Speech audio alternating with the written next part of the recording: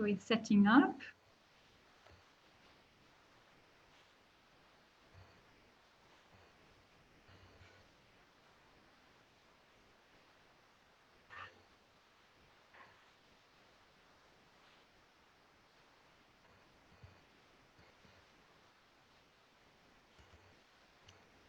Okay, so we're now live on Facebook, and we will start in a few minutes as soon as I can share the screen. This one is fine. Oh.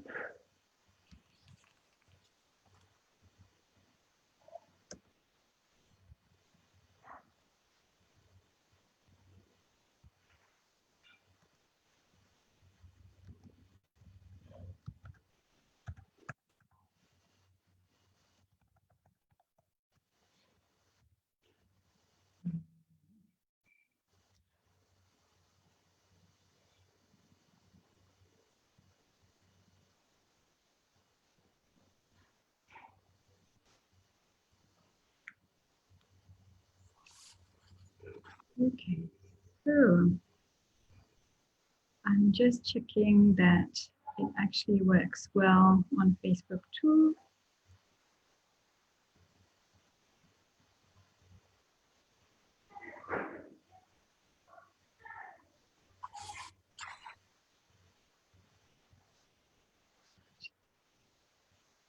It should be.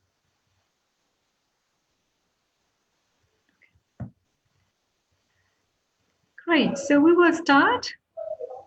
And I'm really absolutely pleased as the president of the Association of Coaching Supervisors and Mentors to welcome Elaine Patterson with us today, and for this supervision capsule about the reflective create and the prelude part, because that's quite of a comprehensive work, and today we will focus on the prelude before going further. So thank you so much, Elaine, to have accepted to join us tonight.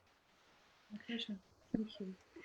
And for those who do not know you, though you've been several times with us in ACSM, and people are most welcome to go to ACSM Facebook page and look to all the recordings of the previous supervision capsule and the online week that you did.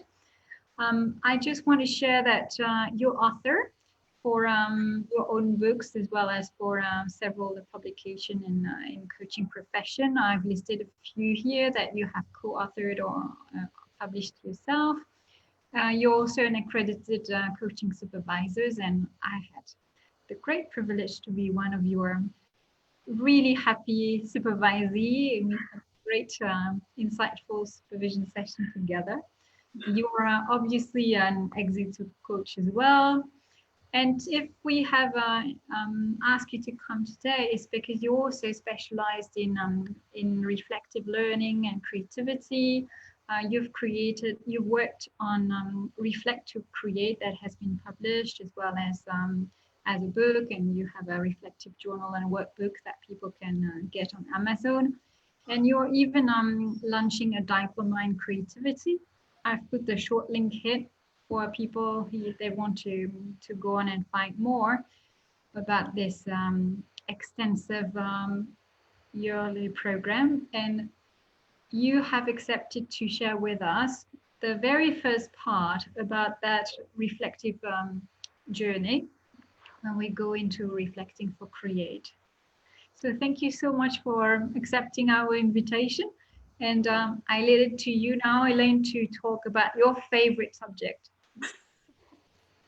Thank you, Marianne, and it is my favourite subject, so thank you for that, and a very warm welcome to you all. I realise it's quite late out there for you. It's lunchtime here, a very warm, sunny June day in London. And I hope you're all feeling well. We're living in very strange times at the moment, and there's lots of opportunity and also creativity. So thank you, Marianne. And as Marianne mentioned, I'm just going to share the prelude, some of the prelude, which is the opening part to my book, Reflect to Create. And I want to share with you why I feel it's so important, why I love it so much, and why it's such a key part of my practice. And as I'm talking, I really want to invite you, please, to think about what this means for you as a practitioner, what this means for you in your work and in your practice. And with our normal sort of contracting, I invite you to come with and leave with goodwill. I invite you to journal and just make of this what you would like to. The prelude is an invitation, and in the parallel process, I'm inviting you into this space. So let me start with sharing with you why this is so important. And Marianne, could you please go to the next slide? Thank you. I'm having technological problems, which is making me vulnerable. So Marianne is really, really helping me. So this is lovely. So as you can see, the prelude is on the top left-hand side of your screen and is the opening move to the Reflect to Create dance and the Reflect to Create choreography. And with the next slide, Marianne, please, I feel that we can't really dance the Reflect to Create dance without the prelude. All of the other moves become a bit difficult, a bit stunted, a bit awkward for us, unless we really pay attention to this prelude. And the prelude is the lovely figure actually sitting down in the middle of your screen. So why the prelude? Well, the prelude came from two key realizations that I had as I was going through my research and as I was writing my book. And the first one was my realization that our innate creativity and the creativity of our clients is often precious, it's shy, it's elusive, it's gentle. And with these lovely qualities around creativity, it's therefore not possible for us or for our clients to command creativity into being. We can't instruct creativity, we can't control it. We actually have to invite it in. So that was my first realization. And my second realization was also that reflection and our ability to reflect and the ability of our clients to reflect is also shy, gentle, precious, and elusive.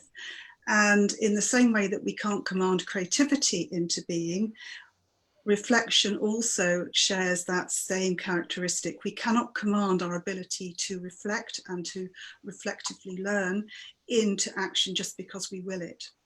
It needs to be invited in. And one of the key people who really influenced me and helped me in my thinking was the author Parker J. Palmer.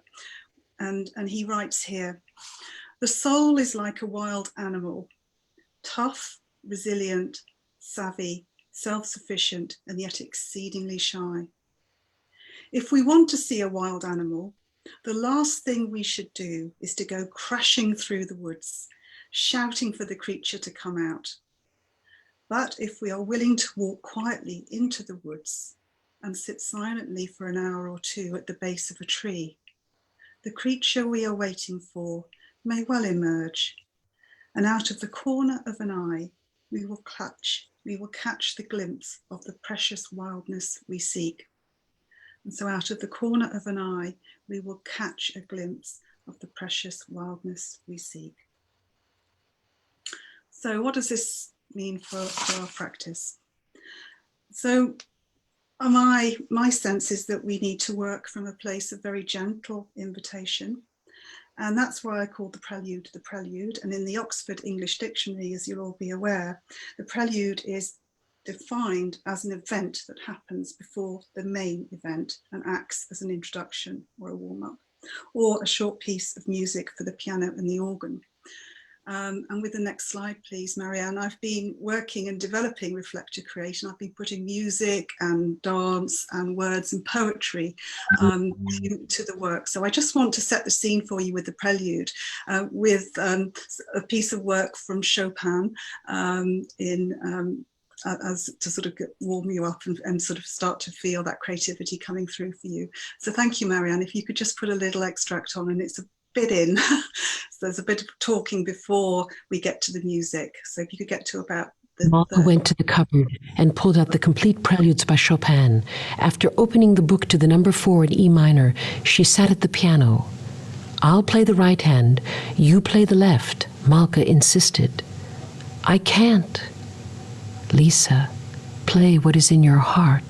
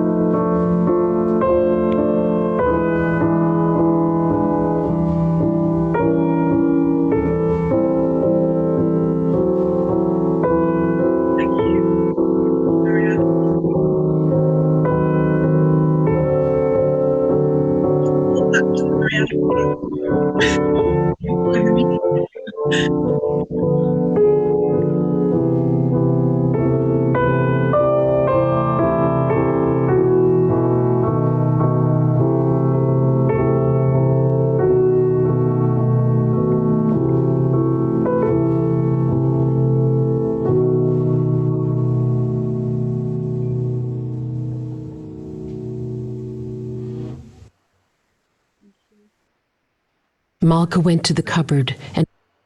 That's it, thank you. So that's just, and there's many beautiful pieces of music that will speak to you in this way. But I feel it's just a way of getting us into a different place, a different way of approaching our work. So with the next slide, please, Marianne, we can look at the qualities of the prelude. And what I'm saying is that within the prelude, there are 4 moves. The first one is where reflection always starts with an intuition or a question or a wondering when we know that we do not know.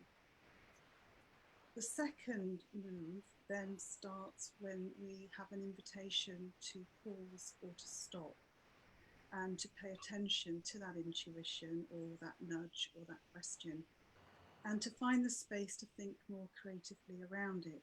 So this isn't a driving through, as the Chinese proverb says. It's not about pushing rivers uphill, but it's about a real slowing down and opening of our minds and our hearts and our souls to hear what life is asking of us right now in this space. And of course, with any invitation, we have a choice to accept it or not, so we can choose to inquire or not. The third move is this massive piece around radical acts of vulnerability, because wherever we are, when we actually come face to face with something that we might not know the answer to, or a question or a wondering, we're actually having to let go of something. And this requires a radical act of vulnerability, an opening up, which can only come effectively, I believe, and I would argue, with a radical act, a marrying radical act of self-compassion, of compassion and self-care for both ourselves in our own work and our clients. And so we cannot learn if we are not prepared to make ourselves vulnerable in some way. And equally, we cannot make ourselves vulnerable without radical acts of compassion and self-care. So that's this marriage and this dance and this flow and the dance partners of vulnerability and compassion that I feel are at the core of art and Reflect to Create. And the fourth piece is around owning our inner work for our practice, because the invitational starts with ourselves and our inner work and our willingness and our preparedness to work with our own vulnerability, through our journaling, our personal work with our friends, through supervision, through whatever it is. But we actually have to embrace our own vulnerabilities, and it shows up in many different, especially in these times of COVID, when we've really come right up against vulnerability in so many different places. And this is about who we are and how we work. And I love this quote from Leonard Cohen from his song Anthem. And what he's really inviting us to do here is, as he says, forget your perfect offering. There is a crack where in everything, and that is how the light gets in. So there is a crack in everything, and that is how the light gets in. So I'd just like to go to a short piece of music now. In the next slide, please, Marianne, just 30 seconds of this one, please. To again set the tone, it's from White, a Shade of Pale. Many of you might know it. Thank you.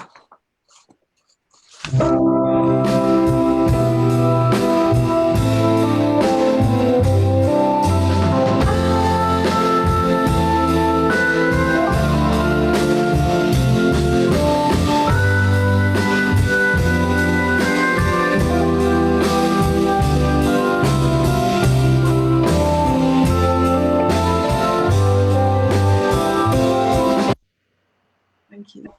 So again, it's just playing with music to provide the background to our work. So what I'd just like to do now is explore the dance of vulnerability and self-compassion in our time together just this evening. And so just looking at vulnerability, and many of you will be aware of this, but the word vulnerability in English comes from the Latin word to wound.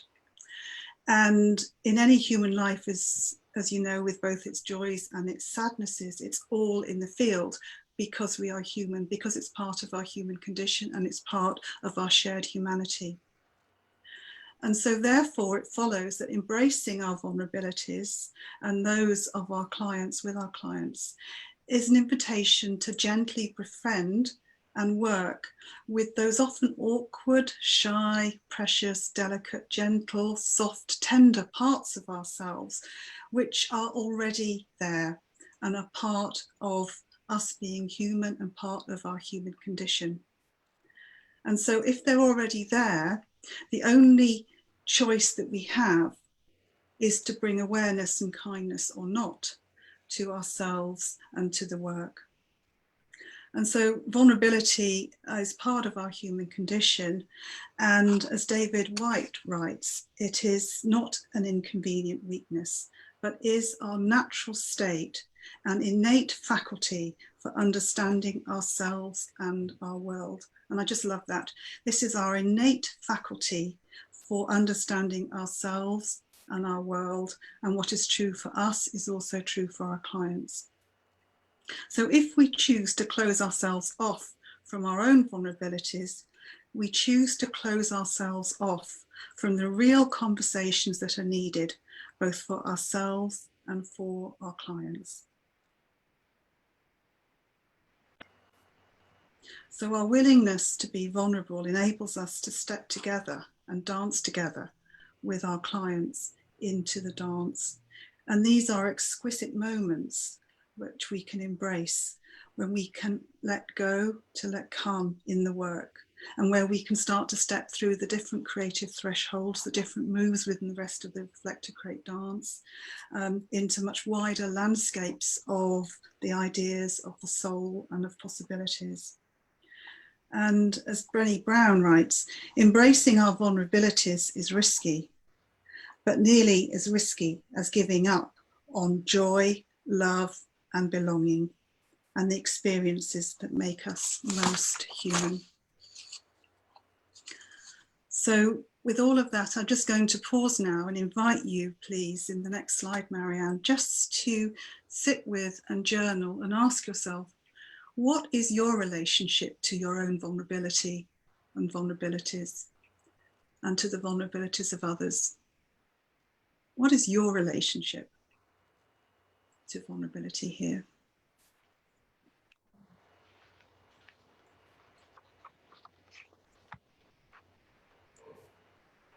And how can you befriend vulnerability as an innate faculty for understanding ourselves, others, and the world?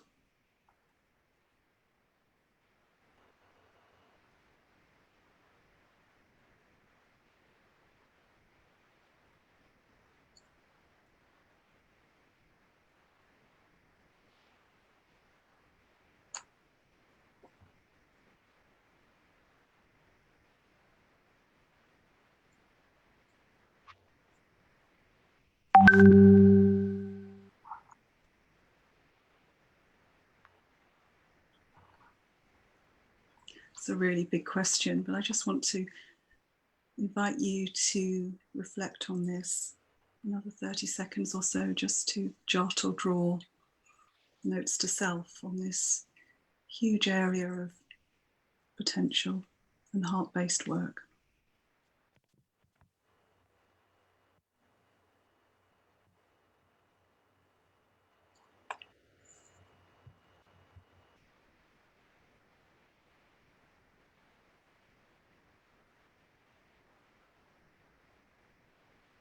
Okay.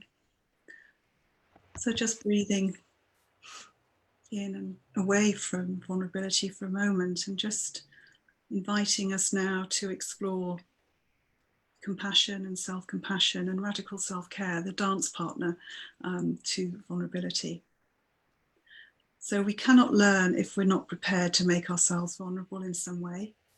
And we cannot make ourselves vulnerable without radical acts of compassion and self-care, I argue.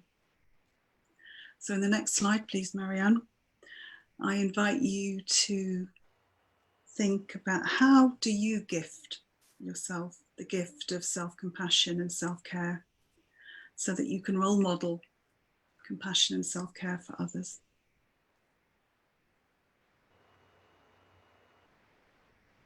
How do you give this gift of self-compassion to yourself?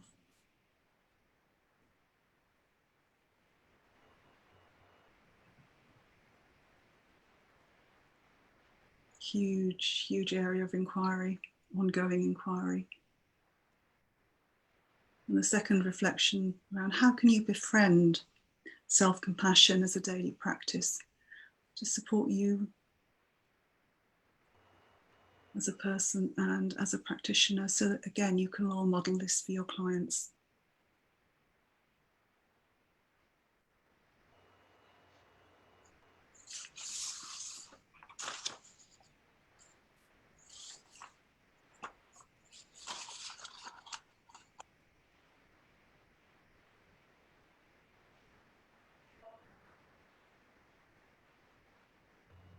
So just 30 seconds left on this huge area. I invite you to really explore it.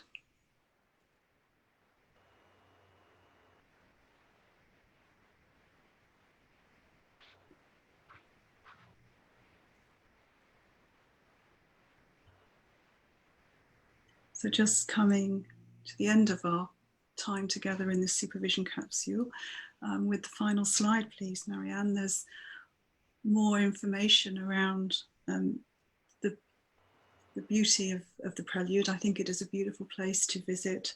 It has many, many riches and many depths for us to explore, and I'm continuing to uncover many, many layers of meaning as I work in this area so importantly. And there's lots of supportive practices as well to help support you as you work with vulnerability and compassion and self-compassion, both for yourself and for your clients, as we gift this to each other. And I just want to finish, please, with a final reflection from a writer called Stephen Russell, who says and reminds us, we don't deny or mask your vulnerability. It is your greatest asset. The goodness that is coming to you in the form of people, situations, and things can only come to you when you are vulnerable. So the goodness that is coming to you and to your clients can only come to you when you are vulnerable. Thank you.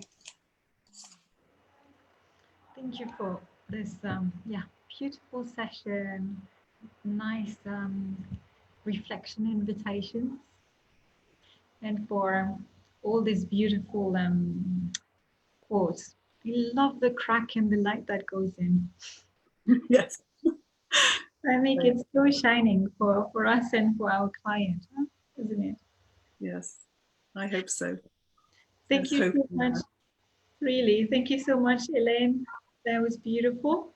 And for all those who want to know more about you, they can go to ACSM website and they will find your profile for any supervision need. They can go further for your book, the workbook as well, and a beautiful way to journal and go further and discover more about your diploma in creativity, so that they can unleash their creativity, role model for themselves and for their client, and yes, enrich the way we coach together. So thank you so much, Elaine. And thank you to all the ones who have attended and all those who will view this supervision capsule. And we're really happy to invite you to the next ones. And keep asking your question and grow the coaching community. This is how we can definitely enrich each other. Have a good night, and thank you so much, Elaine, and thank you so much, everyone. Thank you, everybody. Thank you. Bye-bye. Goodbye. Thank you.